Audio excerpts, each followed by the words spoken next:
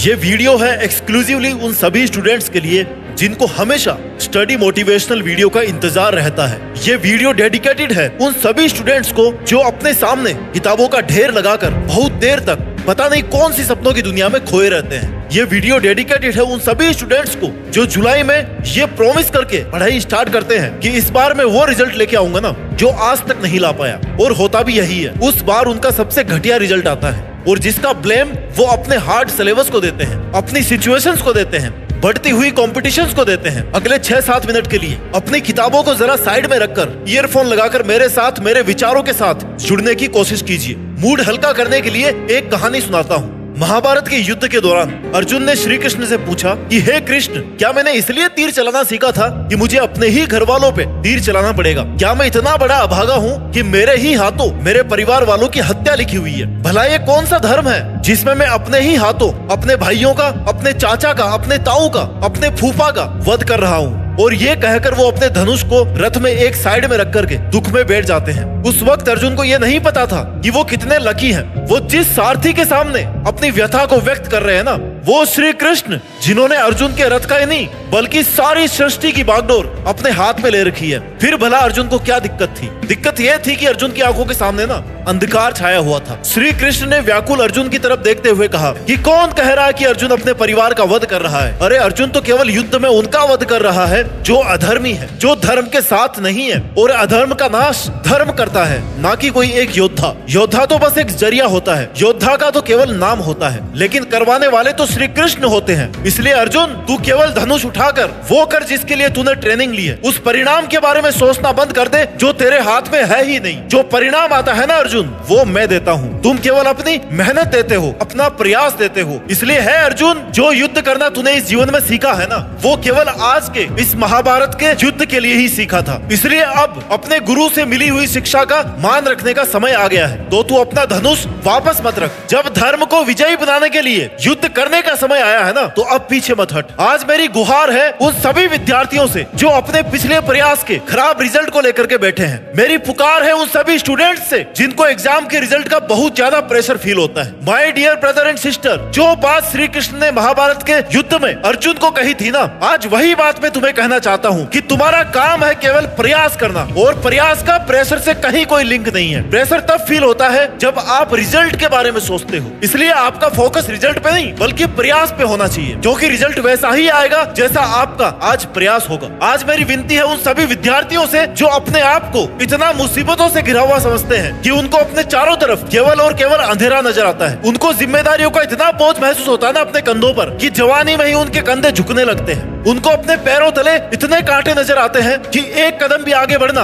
उनको बहुत दर्दनाक लगता है। थोड़ा सा सोच को लगाम दो माय डियर स्टूडेंट। कभी भी जबरदस्ती वाली भावना से किसी काम को करने में मजा नहीं आता है। ठीक उसी तरह जबरदस्ती की गई पढ़ाई में ना कोई मजा नहीं आने वाला। किताब को बंद करके बाहर खिड़की से देख। क्या इस कठोर सी दुनिया का सामना तू बिना ज्ञान के कर पाएगा? क्या अर्जुन ने धनुष चलाने का प्रशिक्षण नहीं लिया होता तो क्या वो महाभारत में धनुष चला पाते? आंखें बंद करके महसूस कर कि क्या किताबों ने कोई गुनाह किया है जो उनको नजरअंदाज करके एक तरफ रख करके कोई सजा दे रहा है मानो। जरा सोचो, अगर अर्जुन भी अपने गुरुकुल में ऐसे ही धनुष को साइड में रख करके खाली टाइम पास करते ना, तो क्या वो महाभारत के हीरो बन पाते? हाँ, मानता हूँ कि आज की रातों के अंधेरे में ना कोई नहीं है जो तुझे रोशनी दिखाए, जो तुझे रोशनी करके ये बताए कि रास्ता किधर से जाता है। हाँ, मानता हूँ कि आज इस कमरे की चार दीवारी का सूनापन तुझे अंदर से खाया जा रहा है, खोखला बना रहा है। जब तुझे दूर बजते हुए किसी डीजे की आवाज आती ना मंद मंद सी, तो तू यही सोचता है कि वाह रे किस्मत, मुझे चिढ़ा रही है मेरी किस्मत। हाँ, मानता हूँ तुझे आज वो शख्स छोड़ के चला गया ना जिसके फेवरेट कभी तुम हुआ करते थे, अब उसको तुमसे कोई और मिल गया है बेहतर, अब वो उसका फेवरेट है। Stop blaming your destiny and start believing in your destination. जिस विद्यार्थी को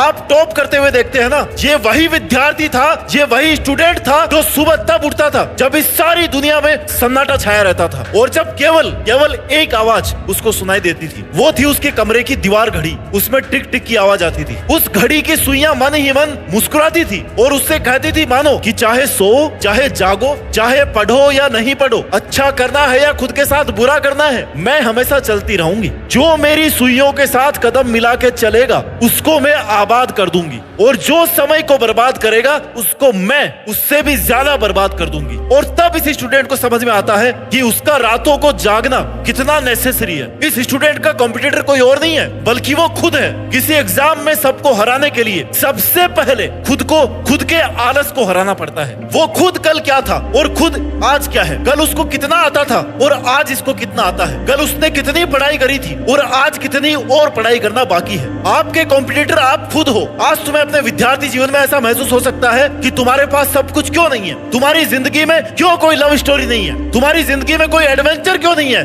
मस्ती क्यों नहीं है। इसलिए नहीं है मेरे भाई कि ये सब नॉनसेंस है, बकवास है। सोशल मीडिया ने तुम्हें गुमराह बना रखा है। रील्स देख देख के तुम्हारे दिमाग में कील ठुक गई है। आशिकी से पेट नहीं भरता, या तो धूप में मजदूरी करने से पेट भरता है या फिर रात में जाग करके चौकीदारी करने की ड्यूटी से पेट भरता है। इसलिए अपनी सोच को लगाम दे और उसको अपनी जिंदगी से निकाल दे जिसको तू अपनी किस्मत की बागडोर दे रखा है। वो बागडोर चली गई तुम्हारे हाथ से, क्यों नहीं समझते हो। किस्मत भी लेके चली जाएगी और सबसे जरूरी मेहनत भी ले जाएगी तुम्हारा वो सामर्थ्य भी ले जाएगी जिससे तुम अपनी जिंदगी को एक मीनिंग दे सकते हो, एक अर्थ दे सकते हो। देश में अपना नहीं बल्कि दुनिया में देश का नाम कर सकते हो। और अगर वक्त मिले रील देखने से तो पूछना एक बार अपने पापा से आंख में आंख डालकर कि पापा दर्द तो नहीं होता आपको जब मुझे साल भर पढ़ाते हो, एक पोटली भर के फीस की देते हो और जब मैं चुल्लू भर नंबर लेकर के आता हूँ घर पे तब आपको बुरा तो नहीं लगता पापा। आपकी एक्सपेक्टेशन से परे आपके मम्मी पापा का जवाब पता क्या होगा कि बेटा कोई बात नहीं, अगली बार ज्यादा मार्क्स आ जाएंगे, ज्यादा से ज्यादा 1 साल और फीस देना पड़ेगा ना, क्या हो जाएगा, तेरे लिए तो कमा रहे हैं। इस बात में तुम्हारे पेरेंट्स को सलाम करना पड़ेगा कि तुम्हारे पेरेंट्स सबसे अच्छे एक्टर हैं जो दिल में दर्द छिपा करके ना कभी आपको ये महसूस नहीं होने देते कि वो दिन ब दिन तुम्हारे रिजल्ट की वजह से ना अंदर से टूटते जा रहे हैं। और तुम्हें तो एक्टिंग का ऑस्कर मिलना चाहिए कि सारी रात तुम खाली मोबाइल का डेटा कंज्यूम करते हो और सुबह लेट उठ करके एक्सक्यूज देते हो।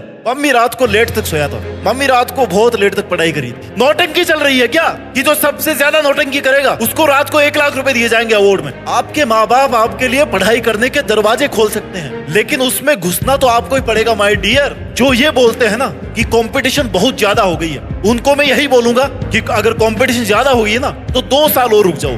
2 साल बाद में ना इससे भी ज्यादा कंपटीशन हो जाएगी और तब भी अगर आपको कंपटीशन ज्यादा लगे ना तो फिर एक और ऑप्शन है, फिर और 2 साल रुक जाना और फिर कंपटीशन और दुगनी हो जाएगी। अगर अवसर है तो केवल आज है, इसी साल है, अगले साल कंपटीशन का रोना इससे भी ज्यादा हो जाएगा। ये जो अभी का दौर है ना इसमें कंपटीशन इतनी नहीं है जितनी 2-3 साल बाद में हो जाएगी। इसलिए find out the opportunity in present only. You have to build habit of studying harder and harder and harder. Because motivational video देख के ना आप स्टडी करना स्टार्ट तो कर दोगे बट डेली खुद से स्टडी कराने के लिए आपको अपनी हैबिट बिल्ड करनी पड़ेगी। इनिशियल फेज में मोटिवेशनल वीडियो आपकी हेल्प कर सकता है बट एक टाइम आने के बाद में ना मोटिवेशनल वीडियो फीका लगने लग जाएगा। क्यों? क्योंकि सेल्फ मोटिवेशन नहीं आ रहा है। क्यों? क्योंकि आपने हैबिट ही डेवलप नहीं करी लगातार पढ़ाई करने की। इसलिए सेल्फ मोटिवेट रहोगे ना तो आपको लगातार मेहनत करने की हिम्मत मिलेगी। सेल्फ मोटिवेशन आपकी आज की सिचुएशन, आप किस बैकग्राउंड से आते हैं, आपके माँ बाप क्या है, आपको बनना क्या है, ये है आपका self motivation. Doctor APJ Abdul Kalam कहते हैं कि एक इंसान को अगर सफलता का आनंद लेना है ना तो उसको मुश्किलों से गुजरना ही पड़ेगा क्योंकि बिना मुश्किलों के ना वो सक्सेस को एंजॉय नहीं कर पाएगा और ना ही उसकी रेस्पेक्ट को मेंटेन कर पाएगा। थॉमस एडिसन जिन्होंने